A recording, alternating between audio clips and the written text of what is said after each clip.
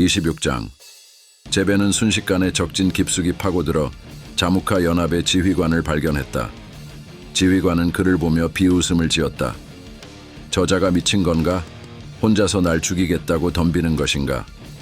그러나 그의 말이 끝나기도 전에 제베는 활을 들어 그를 겨누었다. 단 하나의 화살, 그것은 눈 깜짝할 사이에 발사되었다. 화살은 하늘을 가르며 비처럼 빠르게 날아가 지휘관의 목을 꿰뚫었다.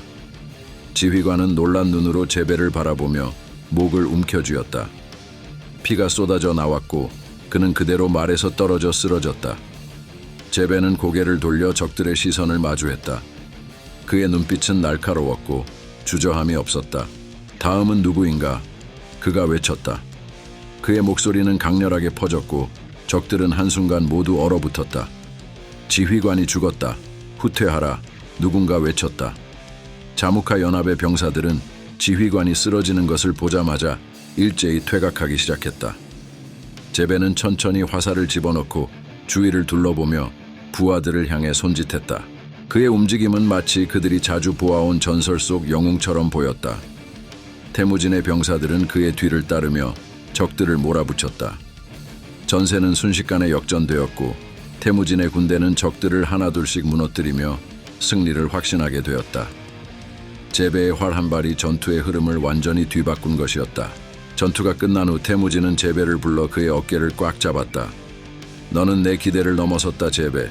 네가 없었다면 오늘 우리는 이 승리를 거두지 못했을 것이다. 제베는 겸손하게 고개를 숙였다. 카니시여, 저의 활과 화살은 오직 당신을 위해 존재할 뿐입니다. 제 목숨 또한 당신의 것입니다. 칸이 뜻을 이룬다면 그 어떤 대가도 치를 준비가 되어 있습니다. 태무진은 그의 말을 듣고 천천히 고개를 끄덕였다. 그는 자신의 곁에 진정한 전사를 두고 있다는 사실에 더할 나위 없는 자부심을 느꼈다. 너는 앞으로도 내 곁에서 싸울 것이다, 제베. 우리는 이 초원에서 가장 강한 자들로 이름을 날릴 것이다. 네오와 함께라면 그 누구도 두렵지 않다. 제베는 그 말에 깊이 고개를 숙이며 대답했다. 저는 언제나 칸의 화살이 될 것입니다. 제가 있는 한 그 누구도 칸을 해칠 수 없을 것입니다. 그날 이후 제베의 이름은 초원 전역에 울려 퍼졌다. 그는 태무진의 오른팔로서 가장 신뢰받는 장수가 되었다. 그의 활은 적들에게 공포 그 자체였고 그의 존재만으로도 전장의 흐름을 바꾸는 결정적인 요인이 되었다. 시간이 흘러 태무진의 세력은 점점 더 커졌다. 이제 그는 자무카와의 결전을 앞두고 있었고 자무카는 나이만 부족과 동맹을 맺어 강력한 군대를 일으켰다. 이들은 태무진의 연합군을 초원의 서쪽 끝으로 몰아붙이며 압박해왔다. 그의 활은 적들에게 공포 그 자체였고 그의 존재만으로도 전장의 흐름을 바꾸는 결정적인 요인이 되었다. 시간이 흘러 태무진의 세력은 점점 더 커졌다. 이제 그는 자무카와의 결전을 앞두고 있었고 자무카는 나이만 부족과 동맹을 맺어 강력한 군대를 일으켰다. 이들은 태무진의 연합군을 초원의 서쪽 끝으로 몰아붙이며 압박해왔다. 제베, 이번에도 너에게 맡기겠다. 나이만족의 지휘관을 찾아내라. 그를 제거하지 않으면 우리의 전선이 무너진다. 제베는 주저없이 고개를 끄덕였다. 카니시여, 제가 반드시 그들의 지휘관을 꿰뚫어 오겠습니다. 그는 그 말과 함께 말을 몰아 적진을 향해 나아갔다. 적진의 방어선은 더욱 견고했고 수많은 병사들이 그를 저지하려 했지만 제베는 마치 그림자처럼 빠르고 유연하게 적들의 틈새를 비집고 나아갔다. 그의 손에는 단 한 발의 화살만이 들려 있었고 그는 그 화살로 반드시 적의 수장을 겨눌 것이다. 적진의 중심에 다다른 제베는 높은 언덕 위에서 적의 지휘관을 발견했다. 그는 주저없이 활을 들고 그를 겨눴다. 화살을 시위에 얹는 순간 바람이 멈추고 모든 것이 고요해진 듯한 순간이 찾아왔다. 나이만의 지휘관은 오늘이 마지막이다. 제베는 중얼거리며 화살을 당겼다. 화살이 시위를 떠나 허공을 가로질렀다.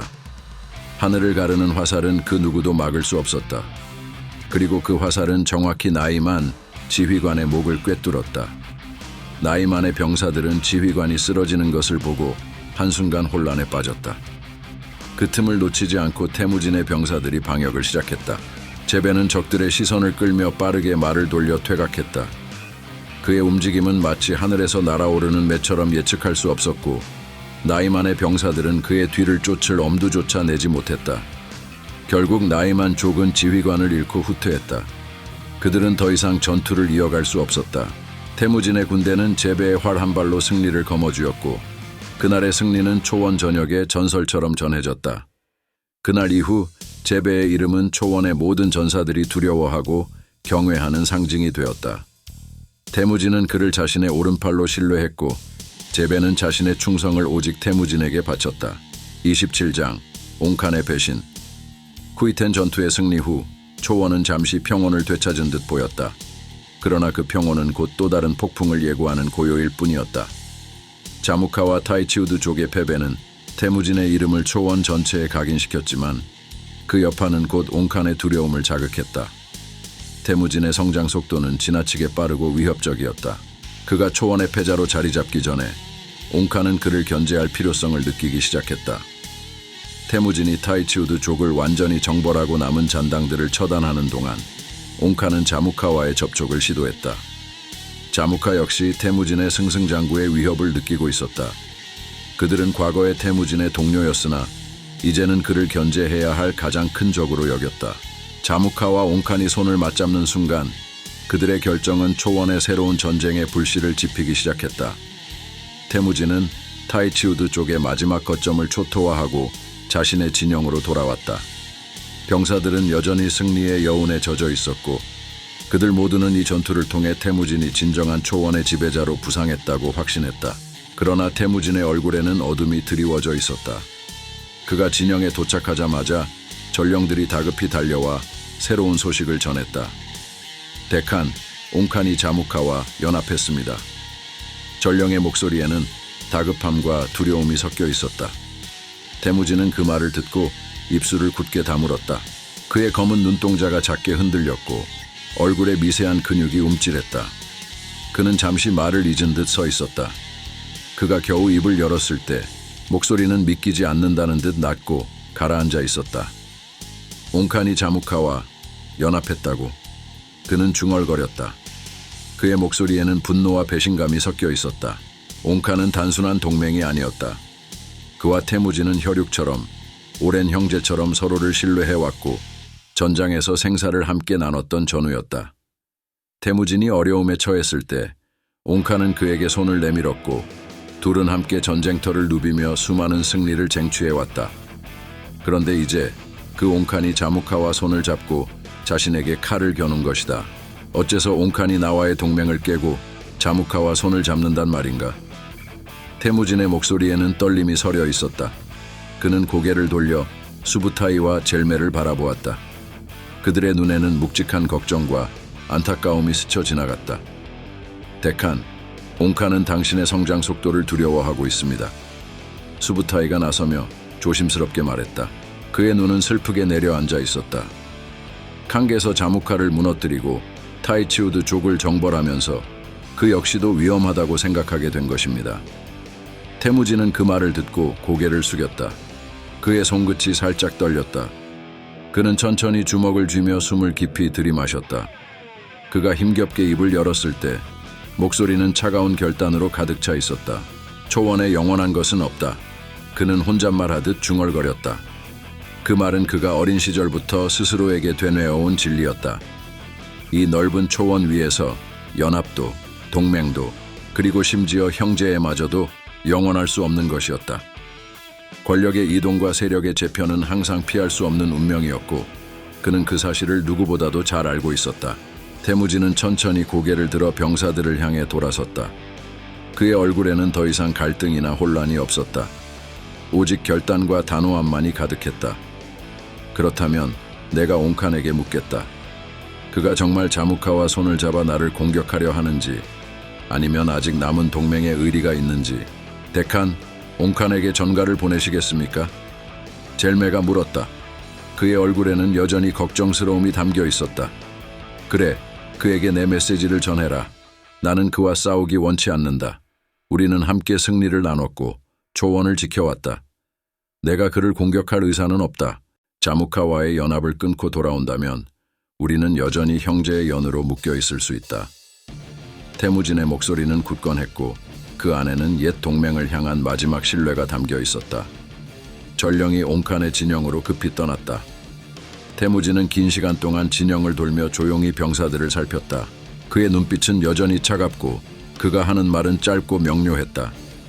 그의 곁에는 젤메와 수부타이가 그림자처럼 서 있었고 그들은 한마디도 하지 않았다. 시간이 흘러 드디어 옹칸의 답신이 도착했다. 태무진은 전령이 건네는 서신을 천천히 펼쳐들었다. 서신에는 짧은 글이 쓰여 있었다.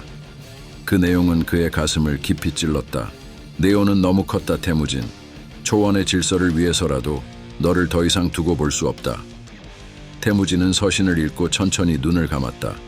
그의 마음속에는 아련한 슬픔과 함께 더 큰 결단이 자리 잡았다. 그는 서신을 찢어 바람에 날려 보내고 깊은 숨을 내쉬었다. 그가 천천히 눈을 뜰 때 그의 얼굴에는 더 이상 흔들림이 없었다. 이제 우리는 적이 되었다. 태무진은 조용히 말했다. 그의 목소리는 낮았지만 그 안에는 쇠처럼 단단한 결의가 담겨 있었다. 옹칸은 자무카와 연합해 나를 치려하고 있다. 그가 원한다면 나도 기꺼이 그와 싸워주겠다. 그는 주변에 모인 병사들을 향해 천천히 돌아섰다. 그들의 눈빛에는 충격과 걱정이 서려 있었지만 태무진을 바라보며 그들은 그가 내리는 명령에 귀를 기울였다. 이제 우리는 자무카와 옹칸, 그 두 적과 싸울 것이다. 태무진의 목소리는 진영 전체에 울려 퍼졌다. 그들이 원하는 대로 나는 그들과 맞서 싸울 것이다. 나는 그들이 우리를 두려워하도록 만들 것이고 그들이 믿는 이 초원의 질서를 완전히 뒤바꿀 것이다. 병사들은 숨을 죽였다. 그들의 가슴 속에는 두려움과 불안이 섞여 있었지만 태무진의 말은 그들의 마음을 흔들었다. 옹칸은 더 이상 우리의 동맹이 아니다. 자무카는 내가 내렸던 자비를 짓밟고 다시 칼을 겨눴다. 그들이 원하는 것이 전쟁이라면 우리는 그들의 기대를 저버리지 않겠다. 태무진은 천천히 병사들을 둘러보며 손을 높이 들었다. 이 전쟁은 단순한 싸움이 아니다. 이것은 그들이 두려워하는 나의 힘, 우리의 힘을 보여주는 전쟁이다. 병사들 사이에서 서서히 함성이 터져 나왔다. 그들은 칼을 높이 들어올리고 서로를 향해 결의에 찬 눈빛을 보냈다. 태무진의 말은 그들의 가슴 속에 불을 지폈다. 이제 그들은 싸울 준비가 되어 있었다. 우리는 이길 것이다. 태무진이 마지막으로 말했다. 우리는 하늘의 뜻을 따르고 이 초원의 주인이 될 것이다. 자무카와 옹칸은 그저 지나가는 바람일 뿐이다. 28장 사준사구. 태무진은 초원의 바람이 거세게 불어오는 대지를 굳건히 응시했다. 그의 눈빛에는 흔들림이 없었다. 자무카와 옹칸이 손을 잡아 자신을 무너뜨리려 한다는 소식을 들었을 때조차도 그의 마음은 차분하고 평온했다. 초원 위의 전쟁은 이제 본격적으로 불길이 치솟기 시작했지만 그에게는 강한 자신감이 자리 잡고 있었다. 이 전쟁의 무게가 그의 어깨에 짓눌리기보다는 오히려 그의 가슴 속에서 들끓는 불길로 변해가고 있었다. 그 자신감의 원천은 단순한 야망이 아니었다. 그것은 그의 곁에 있는 충직한 동료들과 전사들로부터 나오는 믿음이었다. 그는 결코 혼자가 아니었다. 그는 전투의 경험과 함께 자신을 단련해온 최강의 전사들을 옆에 두고 있었고 그들이야말로 그의 진정한 힘이자 방패였다. 태무진의 오른쪽에는 젤메가 서 있었다. 젤메는 태무진의 목숨을 구한 용사였다. 수많은 전장에서 그는 결코 물러서지 않았다. 젤메의 날렵한 몸놀림과 연풍건법은 적들에게 있어 공포 그 자체였다. 그의 검이 바람처럼 휘돌아칠 때 적들은 허망하게 목숨을 잃었고 그 뒤에는 태무진을 향한 흔들림 없는 충성이 있었다. 그가 목숨을 걸고 지킨 태무진은 어느 누구도 쉽게 넘어뜨릴 수 없었다. 젤메의 옆에는 제베가 있었다. 그의 차가운 눈빛은 이미 수많은 전장에서 적들의 목숨을 앗아간 화살처럼 날카로웠다. 태무진의 목을 꿰뚫으려 했던 자였지만 이제는 그를 위해 목숨을 바치는 충직한 부하가 되었다. 그의 활은 단순한 무기가 아니라 전투의 흐름을 뒤바꾸는 변수였다. 적들이 그의 화살을 두려워하는 것은 당연했다. 제베의 화살은 항상 적장의 심장을 꿰뚫었고 그가 겨눈 화살을 피할 수 있는 자는 아무도 없었다. 그리고 그들의 옆에는 수부타이가 서 있었다. 그는 태무진이 가장 믿는 전략가이자 전투의 지휘자였다. 수부타이는 전투에서의 날카로운 감각과 빠른 판단으로 태무진을 수없이 위기에서 구해냈다. 그의 지휘 아래 태무진의 군대는 언제나 적보다 한 발 앞서 움직였고 그의 판단은 태무진에게 있어 두 번째 눈과 같았다. 적들의 움직임을 예측하고 그들의 방어선을 무너뜨리는 데 있어 수부타이만큼 뛰어난 자는 없었다. 후후초노는 그의 병사들 사이에서 어둠 속의 칼날로 불렸다. 그는 그림자처럼 움직이며 적의 방어선을 뒤흔들었고 그가 나타나면 적들은 혼란에 빠지곤 했다. 후후초노의 검은 어둠 속에서 적들의 목숨을 차례로 거두었고 그가 뿜어내는 살기의 기운은 전장을 장악했다. 구독과 좋아요 꾹!